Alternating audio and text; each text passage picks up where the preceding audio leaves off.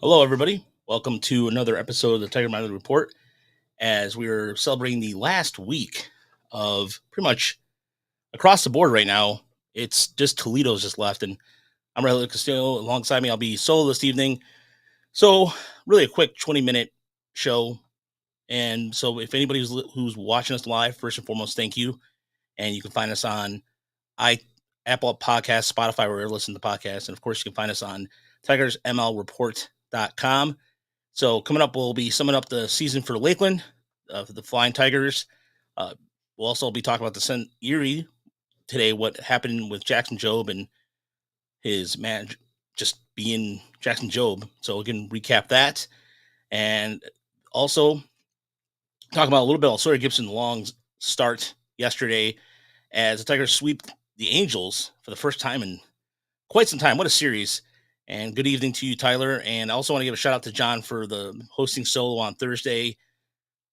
Again, life has been happening to all of us. And I did hear from Chris, though. Chris is doing well. Chris is actually in Denver at a concert. He's at the Atmosphere concert, rapper, and he's at the Red Rocks in Colorado. And that's a beautiful venue. I've never been there. I always want to go there. And now I want to go there more than ever. So, Stan, thank you for the $10. Much appreciated. Exquisite. Off the Frickers building. There's going to be the lack of charts this week is going to be a little bit limited, but the fact that I was been again just as much as I want to go do the charts, same time we're really only going to focus on two levels. And yeah, I will say hi to Chris. So he will be back probably at the end of the month. We're going to probably do an end of the minor league recap show. We're going to have Brandon Day from Bless You Boys, and a couple other guests. We're going to have kind of like a minor league panel, if you will. So I'll definitely say about that. But yeah, Atmosphere is really good rapper, and Chris actually got me into him when we were traveling. So speaking of that, by the way, I'll be out in Erie from Wednesday till Friday. Well, actually, more likely Saturday if the series will go 3 games with Richmond, which I think it will. And so the home finale for the Mud Hens was today. And let's start with Toledo, who kind of had a rough week, but they got shut out today 6-0, just held the 2 hits as the Columbus Clippers put it to them again. It was a series where we also saw a lot of former friends. We saw Eric Haas in a Columbus uniform as he was optioned and he's now on the Clippers roster. So, but as far as like pitching performances or anything like that, it was really, again, it's the hitting for Toledo that is the same thing with the same story for Lakeland. So if we're looking at who had a good week, of course, Colt Keith had a home run in 3 straight games, batted .316. He finished for the series 6 for 19 on a week, so he had a good week. Ryan Kreidler, definitely, again, 3 home runs in 1 game came out. And, oh, yes, Daniel Norris. That was the other one. I couldn't remember. The Cleveland Guardians, yes, it was. And, yeah, Toledo does need pitching. I mean, every time I do these recaps, outside of Sawyer Gibson, I mean, we'll get to Montero, though. Montero did have, to be fair, Montero did have a good start. We'll get to him shortly. But as far as the rest of the offense goes, a good week for Justice Bigby, who had .474. He finished 9 for 19, so he's adjusting to AAA well. So after kind of a rough start, Bigby's coming into form. He's playing a lot of first base because they've needed it, so that was good to see. And it was strange that Alvaro Gonzalez, who's been really on just kind of like a low A kick, I don't know what he was doing up there. It just seemed like an org move, of course. Justin Henry Malloy did not have a good week, though. Batted just under 100. Two walks to 11 strikeouts. That was bad to see. Same thing. Nick Maton kind of fell down back to earth a little bit, but beyond that, it was really just a Sawyer Gibson Long will never, as Deadly Ninja B said in the chat, he will never set foot in Toledo ever again. So, oh, by the way, just before we go too further in the baseball, today, 39 years ago today, the Transformers was released. So, thus the Transformers Autobot hat. So, outside of baseball, I could talk about nerdy stuff all day, and Transformers is one of those topics. But we continue on baseball. So, but Same thing. Winfield Perez also had a slow week too, but it's again probably the home stand. They have, I believe, they have one series left. I look at the schedule real quick here. They don't have Diaz. All the really intriguing players. Yeah, so they finished the season at St. Paul. So that series will start up on Tuesday, and all the games except for Sunday's game are all at 7:37 game starts. So that's the way Toledo will end. They will not go to the postseason, but let's let's before we get into Toledo's pitching, because we can talk about a little bit of individual performances. Let's talk about what we saw yesterday with Sawyer Gibson Long. Ladies and gentlemen, Sawyer Gibson Long again, and I know it's two opponents, the White Sox and the Angels, and they don't really have much to play for. I understand that. Be that as it may, the Angels lead the league in home runs, and the White Sox, despite the White Sox, still a major league team. They went in there. He went in there yesterday on the road, and to me, this is the reason why it's kind of important is because the Tigers have historically struggled in Anaheim. It's one of those things where I saw that there's a interesting. Let me show the splits here that are they might blow your mind. They blew my mind, but so here's how the Tigers have fared, and hopefully everybody sees it's a little small on my end, but look at this. So I'm at home. The Angels are just here's the thing about the Angels. Oh, this is Guardians. Oops, that's not what I wanted to do. That's I was wondering like why is it so? I'll have to, I'll figure that out. All right, here we go. That's what it was. I was wondering why I looked off. So it breaks it down even further, and won't let me do it now. All of a sudden, um, oops. All right, we'll figure this out in a minute. We'll get back to that. But the splits in the last 20 years with going on the road against the Angels were ridiculous. I mean, it was something. It was when I saw it earlier today. All right, here we go. Now I pulled it up, and to get I'll get that trade question here in a second. I just wanted to go over to just show how lopsided it's been against the Angels in the 2010s. 25-9, the Angels were against the Tigers at home. 25-9. And then, yeah, look again. And here's another thing too. So it breaks it down by years. So it took, so it was until 2019. So 2019 was the first time since that wasn't a tied series since 1994. Since 1994 that the Tigers had a winning record. So until this series. So anyway, yeah. But let's get back into what Sawyer Gibson Long did yesterday. It was one of those. It was again masterclass stuff we're looking at here, and 23 swings and misses, and he was efficient with his pitching. He was able to move in and out of the strike zone, and I wanted to show you the baseball savant because having visual aids does help. If you took any science classes in school, you would understand that. Um, yeah, it's again the road record against the Angels. It was good to see a sweep. They really needed that, and it was good for morale. But Sawyer Gibson Long yesterday, 23 swings and misses, and let's go down. Let's just talk about player breakdown here for a little bit. Look at this right here. This is the right here. This is where I wanted to look at his changeup. 83% swings in terms of whiffs, and his called strikes and whiffs 60% on the changeup. 60%. That's ridiculous. That's just insane. But it shows the kind of movement he has, and he's able to use in the bottom of the zone. And I would show highlights, but of course YouTube would copyright strike us to death for that. But he was able to hit the top of the zone, get to the bottom of the zone with a slider and change up. Did a really good job against keeping the Angels off balance. Of course, the bullpen had to make it interesting, but before Miguel Cabrera came up clutch and got a good hit in the right field corner, and that made the difference for the Tigers yesterday to win in extra innings. So it's unfortunate that Sawyer Gibson Long did not get the win, but overall, it's again product of pitcher development. We'll talk about that too because I did write an article about Ty Madmo. I want to get into a little bit later, but um, there is to me the progress you see with Story Gibson Long, Reese Olson, who again threw another almost threw another no hit. He had a no hitter going through six the other night, I believe it was, and there was a tweet about his last couple starts, and so it's good to see.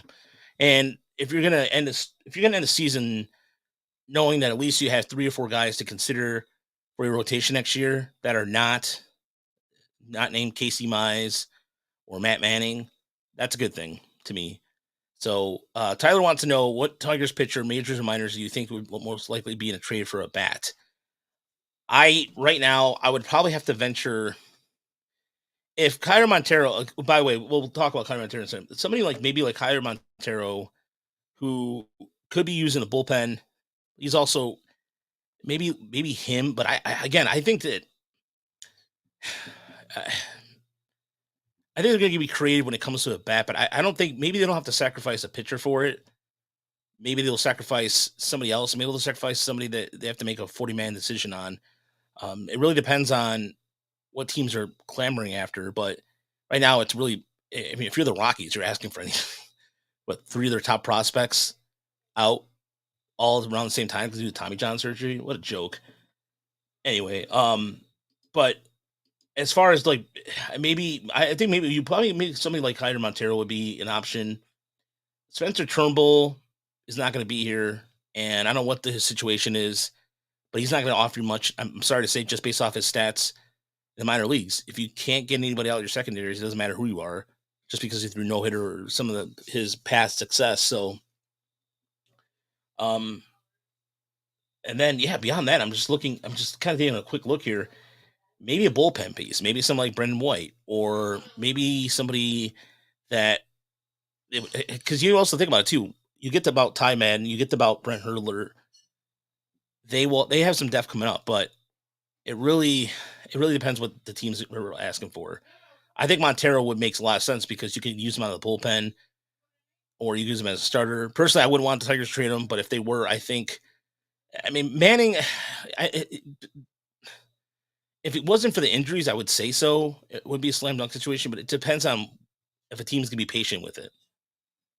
It really does. And if a team is willing to take the risk, then by all means, then Manning would be a good trade candidate. But I just don't. I don't know. I mean, the broken foot in same spot twice. It's yeah. But stranger things have happened. Yeah, I think after World Series, I believe after the World Series, like a week or after, I think the week after the or no, it's actually sooner than that. It used to be a week, and now it's a pretty immediate when that happens. So, but getting to pitching for the week wise, yeah, Montero had a really good start. 6 innings, 2 hits, 1 run, which was on a home run, and struck out 9. It was probably his best AAA start. Looking more comfortable out there. Yeah, Salmon Saturday night, as Stan mentioned in the chat, 5 innings, 2 hits, and 6 strikeouts. Good way for him to finish the Saturday start. Um,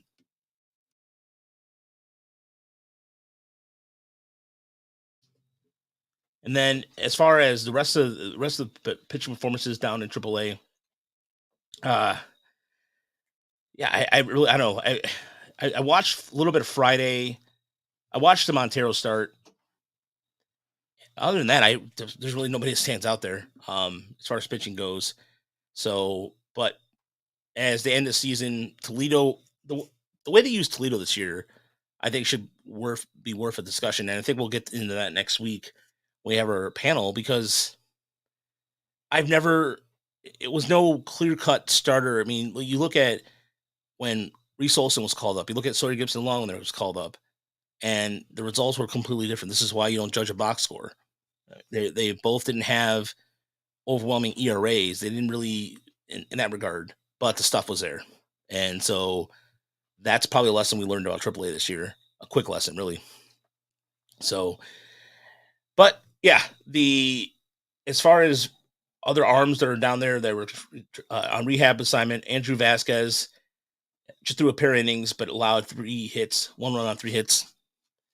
Unless you got or sorry, off again. 4 innings, 3 hits, 1 run, 2 walks, and 5 strikeouts for him. So that was pretty much about it as far as Toledo goes. Um, yeah, let's move on to Erie. So I wanted to queue up what we saw today as Jackson Joe makes his AA debut, and it was better than expected. I don't know what else to say about it. At first, he also extended per Jason Beck, who pulled up a great stat, 30 innings without a walk. So this goes back to West Michigan, and he's just going out there and shoving. And what was good about his outing today, and this is something to remember too. This is something that gets it's important.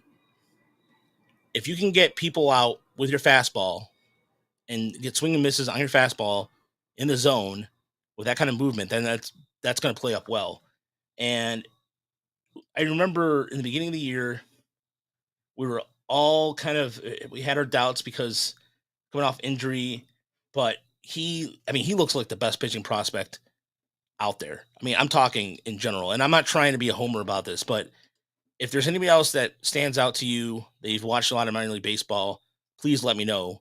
But Job just went out there and it was a little. I think the umpire a little bit to me was not forgiving on the outside part of the plate, but he adjusted well and he was able to have a plan of attack and stuck with it. But it was efficient.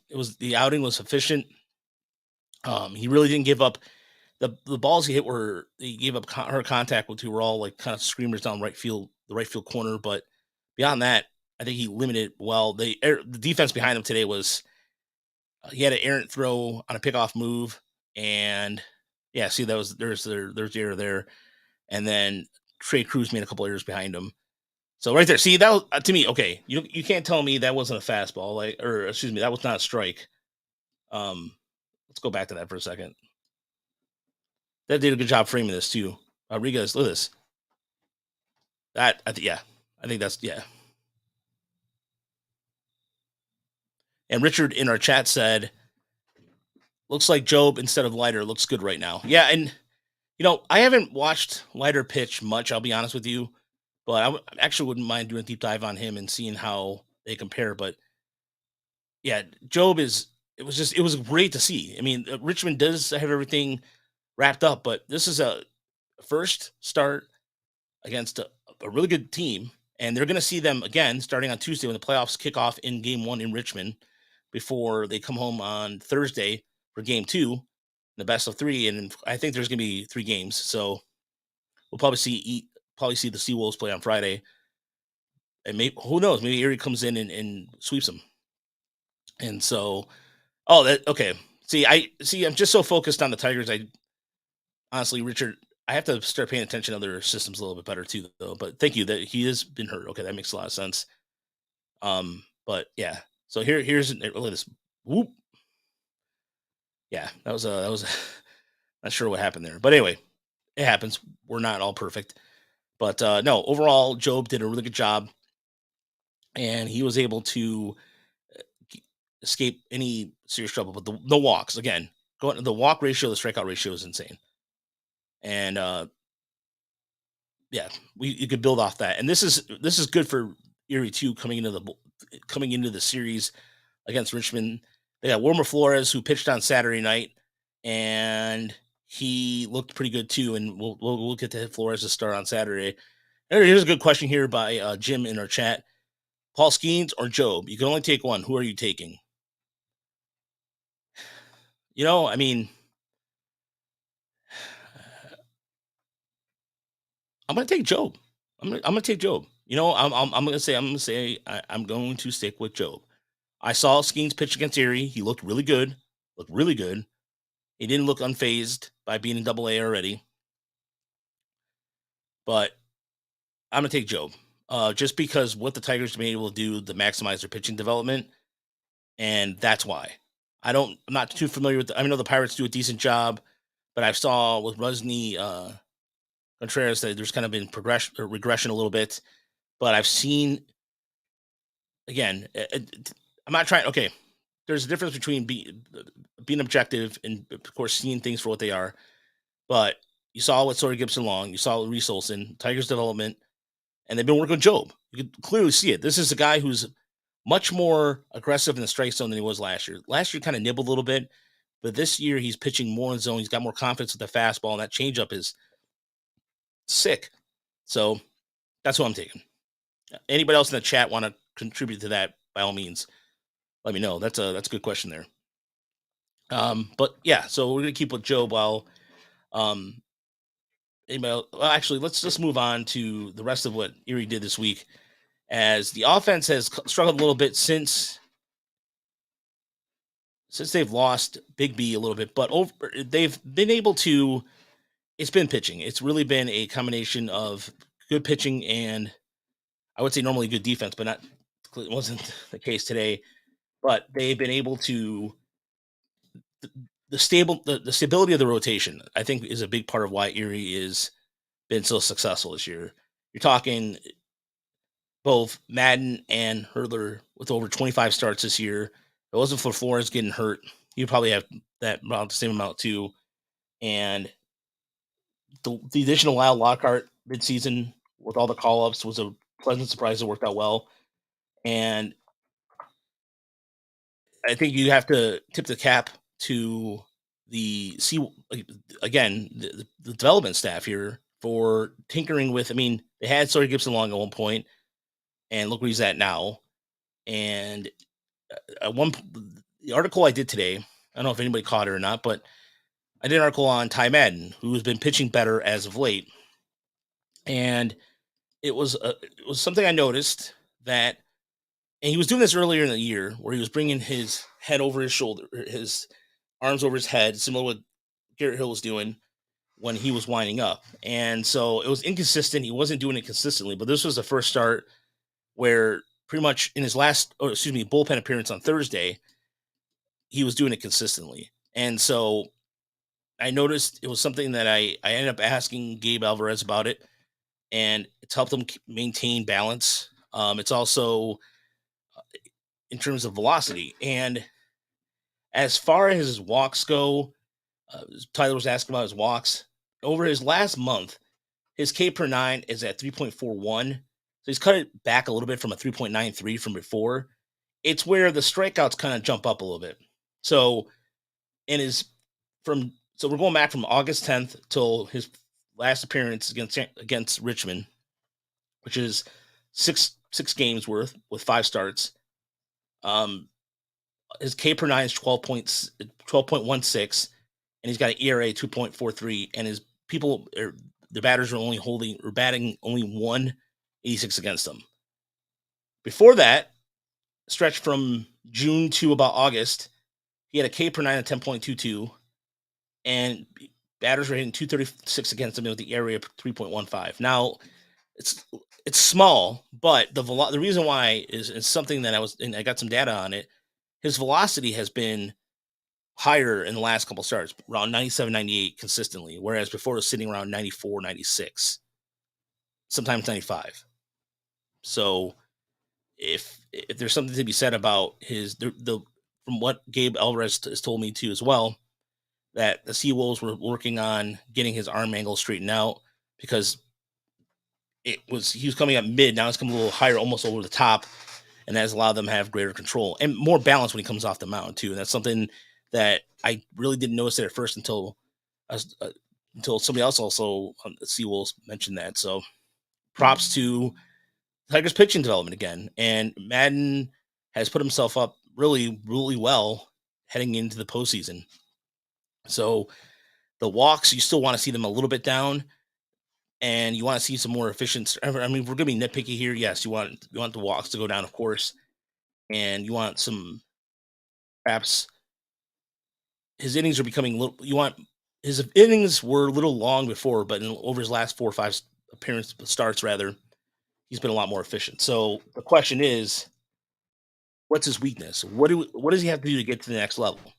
Well, neutralize lefties. That's been a problem for him.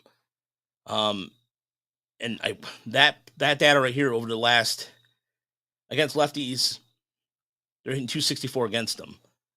So I have to look at more in terms of how lefties done against them over the last month.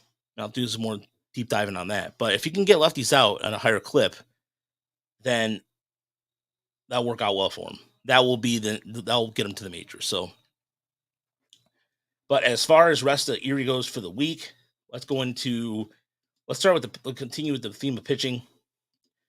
And Wilmer Flores, like I said, came back 5 innings with another kind of bulldog start. 5 innings, 6 hits, 2 runs, 7 strikeouts. And time man, like I mentioned, on the bullpen, Elvis Alvarado got to start on the he was the one that started that game. 4 innings, 6 strikeouts. Lyle Lockhart, another strong performance out of the bullpen. He 4 innings, 1 hit, 1 run, and 2 walks and 5 strikeouts. And yeah, Michael Beeline also has been pitching pretty well as of late. 4 innings, 2 hits, and just 4 strikeouts. And Brant Holder, I think they were trying to watch his innings a little bit too. Just pitched 4 innings, allowed 3 hits, 3 strikeouts, no hits. And so that was good to see. Alvarado, who also came up from West Michigan with Elizer Alfonso. And there was an interesting story about Alfonso too, by the way, and why he got the nod over Josh Crouch. And that was because, according to Brian Pena, this was something I was talking to somebody about this, that as far as receivers goes, Alfonso, in terms of frame rate, has one of the second best frame rates of all high A baseball, which was huge. So it was based off some of the data they had there. It's pretty cool to see. But yeah, so as far as hitting goes, and as far as they've been able to do, Alfonso had a good weekend. His first AA home run, I believe, on Saturday night. I think it was Saturday or Friday night. I can't remember. And he got off to a good start in just 6 at plate, had 2 hits and 6 at bats. Jace Young cooled off a little bit from last week. Went 6 for 21 on the week. Jake Holton holding it down pretty well. He batted 412 of the week. He went 7 for 17. And interesting enough, Quincy Deporte, who was doing rehab in Lakeland, did not appear in the last game. So interesting enough, we'll see this week whether or not he will be joining with the Seawolves this week, or he had an injury setback. But he was set to join Erie for the postseason, but nothing has been announced as of yet. And so we'll keep you posted if we hear anything. And beyond that, yeah, that was in terms of hitters. It's been a kind of, again, quiet week bat wise. I'm not sure if anybody else, as far as bats go, stood out, but it's the pitching. And so we'll see how Richmond will stack up come Tuesday. So that game will start. Yeah, playoffs will start on Tuesday for the Seawolves. And the Lakeland Flying Tigers season came to a close. And good job by the Flying Tigers. Honestly, I mean, it was, I think nobody really expected, based off their pitching staff, based off really just kind of all the calls to West Michigan, how would they do? And they got a bunch of the 2023 draft picks, Max Clark, Kevin McGonigal. And yeah, they were able to have the best run differential in the second half of the season. And they made things interesting. They whooped on Clearwater game 2. Although game 1, let's be fair, Clearwater had a guy starting from rehab who I believe was a AAA player or something like that. So that's not really fair if we're going to be honest about that. But McGonigal had a really, in terms of he had a really good postseason. I mean, he had a really good series overall. I mean, in terms of good first appearance in Lakeland, batted 333 over the last 2 weeks, regular season 5 for 15, and he was probably one of the most consistent hitters on there. So that's a good sign to see, especially from coming from shortstop. So yeah, the rally did fall short. I think they had the bases loaded at 2 guys on in the 9th in game 3. But yeah, a really, really good season by Lakeland.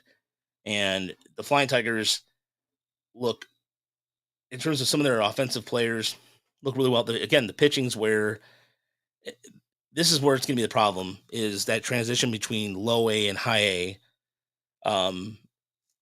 I think McGonigal for now I think he's going to be a shortstop for now. Again, I need to see more before I can make a decision. But based off what I heard, they said that he looks pretty good at shortstop, or they could potentially see him at second too as well. But um, I would like to get some more data on that before I draw any more conclusions. But from my understanding, from what I've heard, he looks pretty good at the part for shortstop. So, but yeah, congratulations to the Flying Tigers for making the postseason and getting in there. So, and yeah, Max Clark has played much better. And yes, I know Langford just got called the AAA Frisco or AAA. Yeah, AAA. It's already happening. People are doing a comparison, and you would think that somebody like myself who admittedly wanted that, but I'm not going to do that because it's already over. Well, why are we going to sit there and pretend that things happen or not?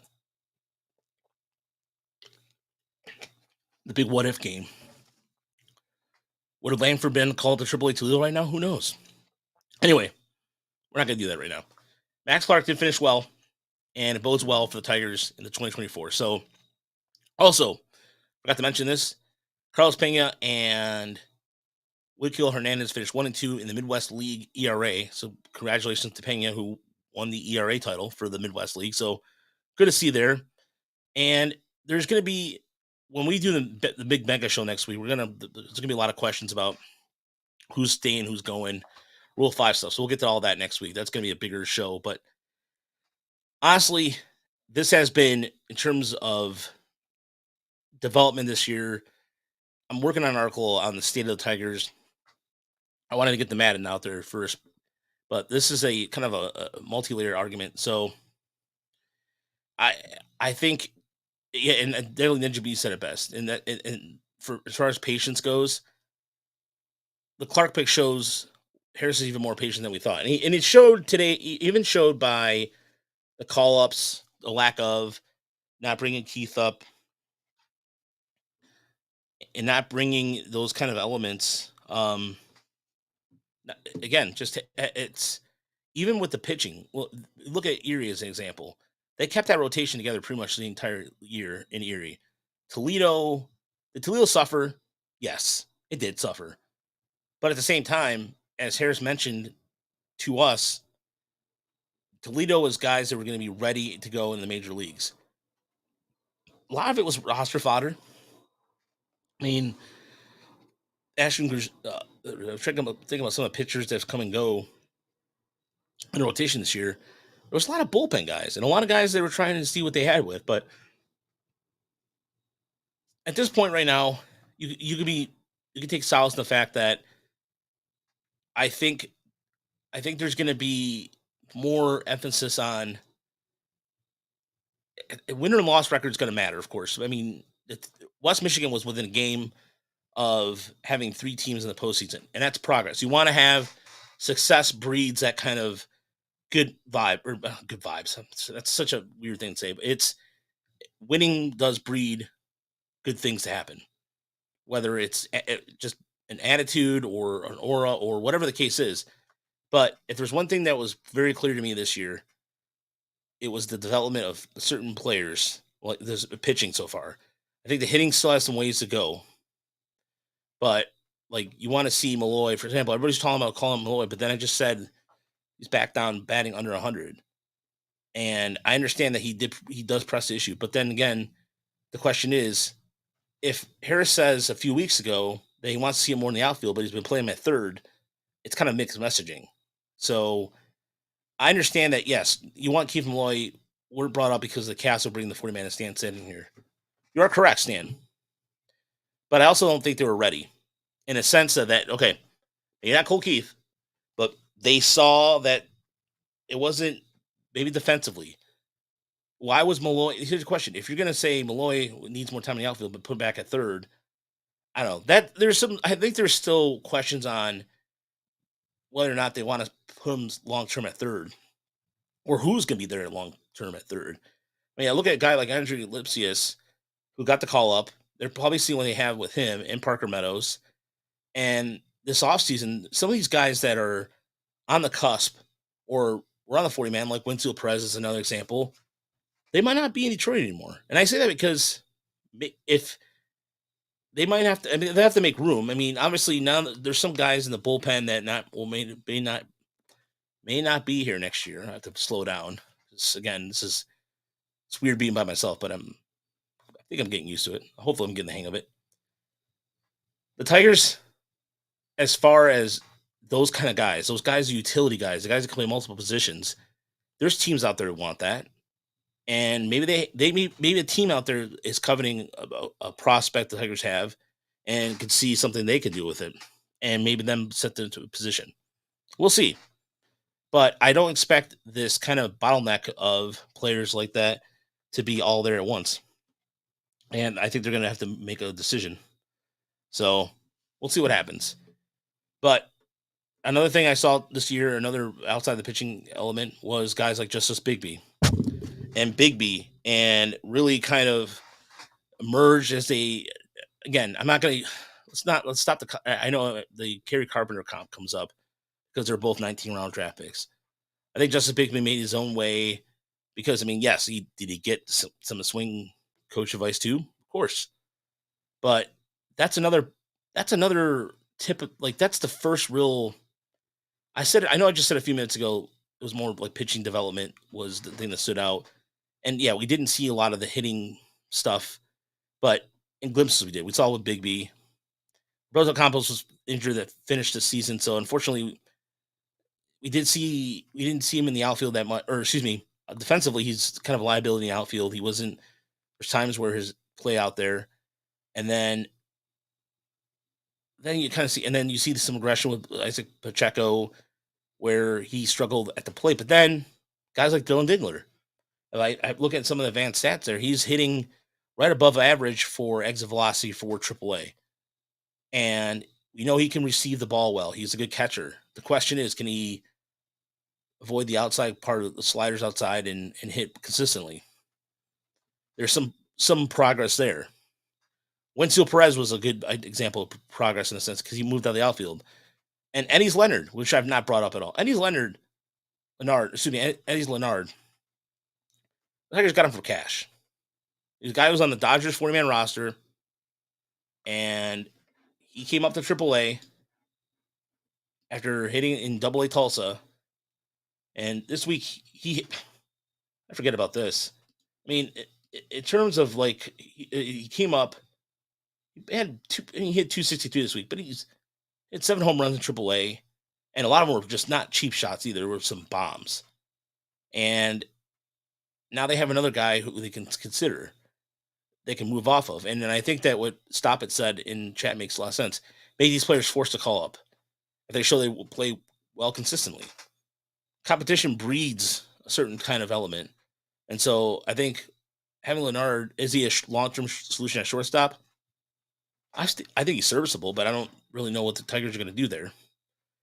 So that's another example. Another thing, I totally forgot about this. Lyle Lockhart, another example of a scout noticing something. If you look at his numbers in Tulsa, they weren't good. And the Tigers figure out a way. He's been much better in Erie. So Tyler Holton's another example of that. There's a couple of things where there's pitchers that are come here and have gotten better. I mean, you talked about how Michael Lorenz credited the Tigers for getting better. Well, I mean, but the if you look at this 5 or 6 years ago, this doesn't happen. You don't see players when they come here, it's either because they're good or bad, but you see them incrementally better. I mean, Ty Holton I looked today, he has a 2.5 WAR out of the bullpen. That's how valuable he is. I know it's just a little bit above average, but I mean, did anybody expect that? No. If you were going to tell me, no one expected that out of Ty Holton. So there is a couple things the Tigers can hang their hat on in terms of development on the prospect side of things with West Michigan, Erie, and Toledo and Lakeland. So I think it's another example of this. Troy Melton. Troy Melton has come out. Troy Melton was getting attention from Baseball America. I had people asking me about him when Chris and I would go out and see him, and his stock went up before he went down for an injury, and that's another positive there. You can look at guys like Kyler Montero, same thing. Montero was taking steps towards the end of last year. I was talking to Trevor Huth about this before.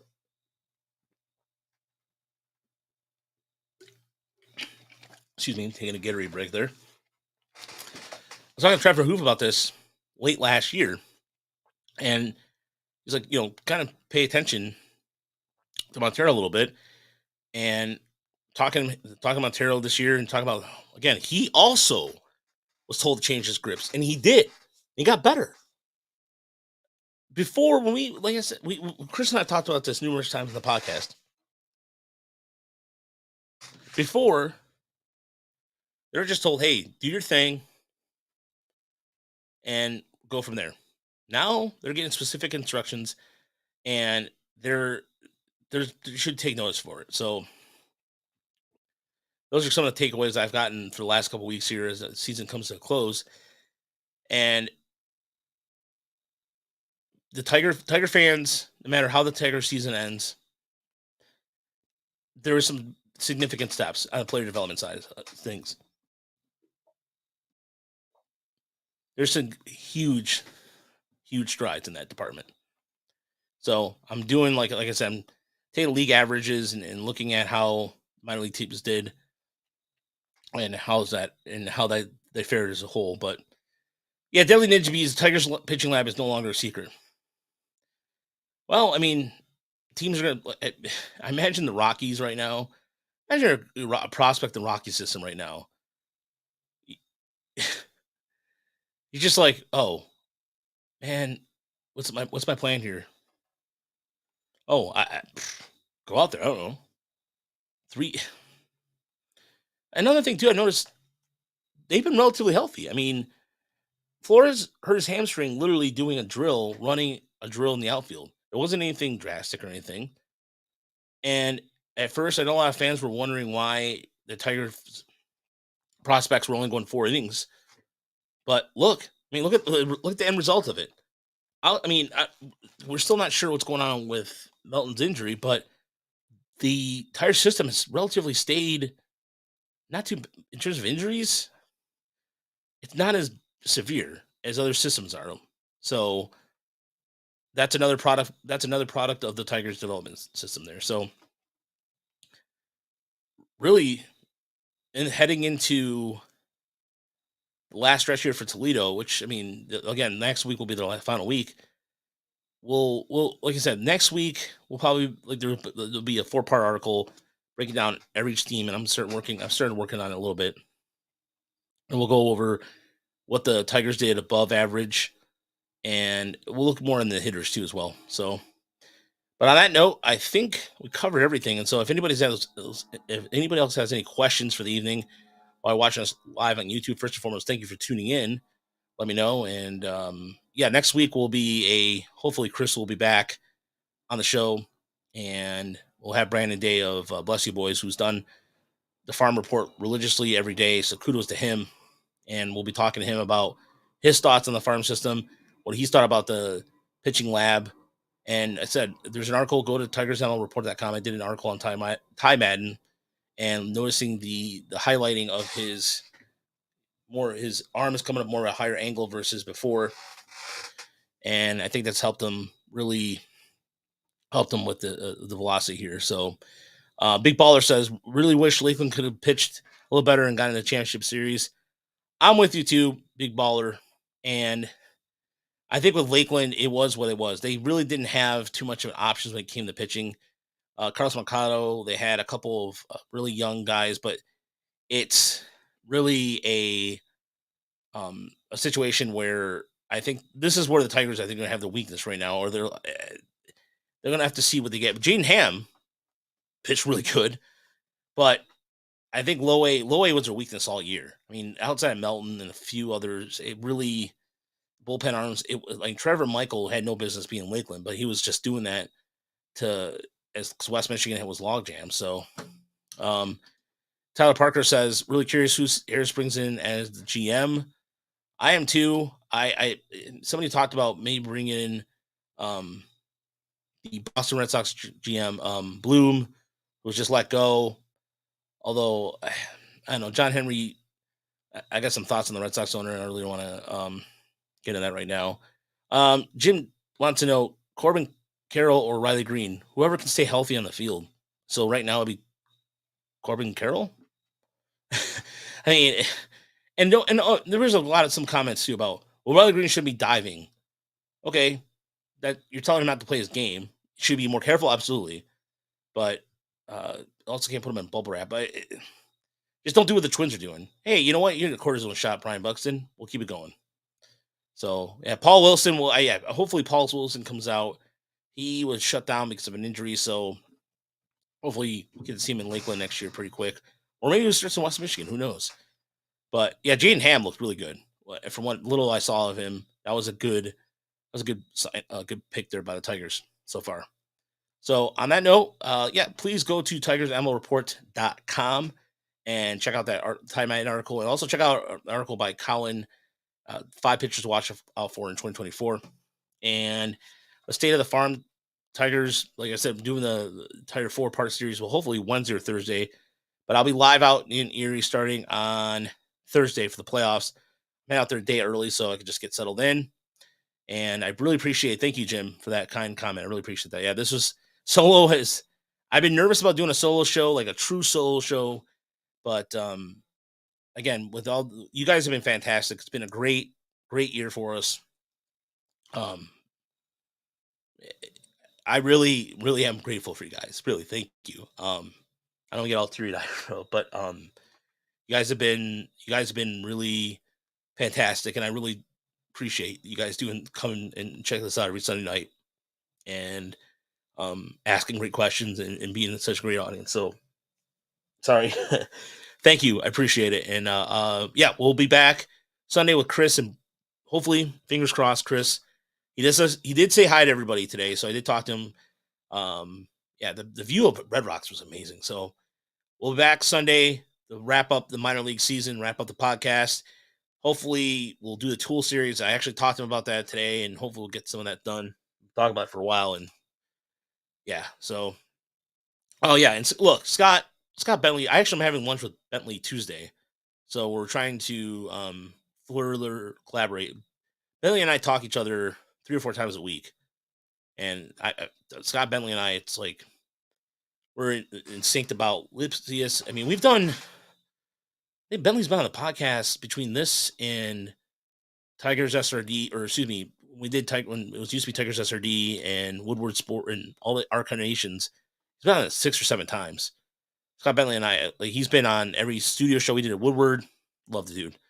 So, yeah, John, yeah, I felt bad, but John's like, all right, I got it. John did the solo show Thursday, and I gave him a lot of props for that.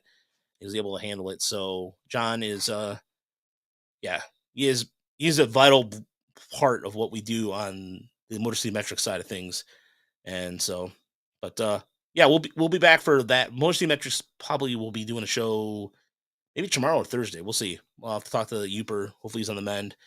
And on that note, thanks everybody. We appreciate it. Have a good night, and we'll talk to you soon.